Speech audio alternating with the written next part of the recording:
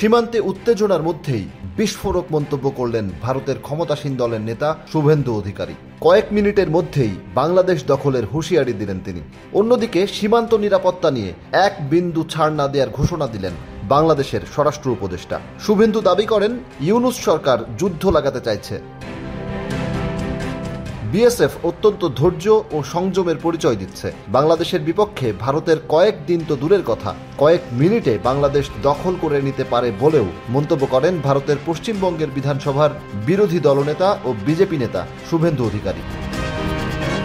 এতদিন আওয়ামী লীগের সুরে কথা বললেও এবার সুর বদলেছেন শুভেন্দু। বাংলাদেশের হিন্দু সম্প্রদায়ের ওপর ক্রমাগত আক্রমণের জন্য এবার ইউনূস সরকারের পাশাপাশি শেখ হাসিনা ও খালেদা জিয়াকেও সমান অভিযুক্ত করেন তিনি।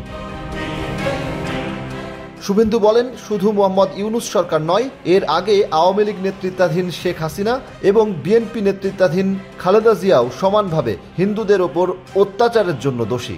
বাংলাদেশে অনেক দিন ধরেই হিন্দুদের ওপর অত্যাচার চলছে বলেও দাবি করেন তিনি। শুভেন্দু বলেন, 5 আগস্টের পর মাত্র 7% হিন্দু বাংলাদেশে রয়ে গেছে। তাদেরকে বাঁচানোর জন্য একটি বড় স্বাক্ষর সংগ্রহ অভিযান শুরু হয়েছে। এ সময় 1 কোটি স্বাক্ষর সংগ্রহ করার প্রত্যয় ব্যক্ত করেন তিনি। বাংলাদেশের নির্যাতিত সংখ্যালঘু হিন্দু সম্প্রদায়ের মানুষকে আন্তর্জাতিক স্তরে নিরাপত্তার ব্যবস্থা করা এবং সনাতনী ধর্মের রীতিনীতি রক্ষার দাবি করেন তিনি। এদিকে ভারতীয় গণমাধ্যম বলছে, গত বছর বাংলাদেশের কলকাতা দখলের ডাকের হুমকির পর চরম কটাক্ষ করেছিলেন বিরোধী দলনেতা শুভেন্দু অধিকারী। সে সময় অবশ্য গুরুত্ব দেয়নি তেমন কেউ, কিন্তু নতুন বছরেও বাংলাদেশে হিন্দু বিদ্বেষ অব্যাহত। ক্রমশ জটিল হচ্ছে পরিস্থিতি।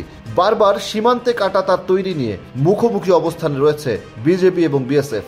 এসব ঘটনার মধ্যেই এবার বাংলাদেশকে হুঙ্কার দিলেন শুভেন্দু অধিকারী। গণমাধ্যমের প্রশ্নের জবাবে শুভেন্দু বলেন, বর্তমানে বিশ্বের 3য় শক্তিশালী সামরিক দেশ হয়েও দায়িত্বশীল আচরণ করছে ভারত। দুর্বল দেশকে আক্রমণ করবে না তারা। তিনি বলেন, সেনা পাঠানোর দরকার হবে না। ভারত বর্তমানে ড্রোনে এত বেশি উন্নত তা জানেই না বাংলাদেশ। ভারতের ধৈর্যের বাঁধ ভাঙলে 5 থেকে 7টি ড্রোন পাঠিয়ে দিলেই সব শেষ। লাদেনের থেকেও খারাপ অবস্থা হবে বলেও উচ্চারণ করেন শুভেন্দু। তার দাবি, বালুরঘাট সীমান্তে বাংলাদেশ কতগুলি ট্যাঙ্ক কেনে খড়গাদা দিয়ে সাজিয়েছিল, কিন্তু ভারতের ট্যাঙ্ক লাগে না। ট্যাঙ্ক আর বন্দুক দিয়ে যুদ্ধ হয় না। বর্তমান যুগে ম্যান পাওয়ারও লাগে না তেমন। কেবল 5 থেকে 7টি ড্রোন পাঠাবে ভারত। বাংলাদেশ এখনও ভারতের শক্তি সম্বন্ধে জানে না। তিনি দাবি করেন, ফোর্ট উইলিয়াম থেকে ড্রোন প্রেস করা হবে, ওখানে ধপাধপ চলে যাবে।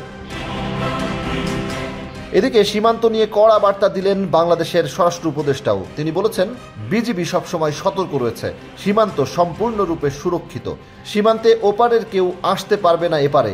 রক্ত ঝরবে কিন্তু সীমান্ত সুরক্ষিত থাকবে বলেও মন্তব্য করেন তিনি।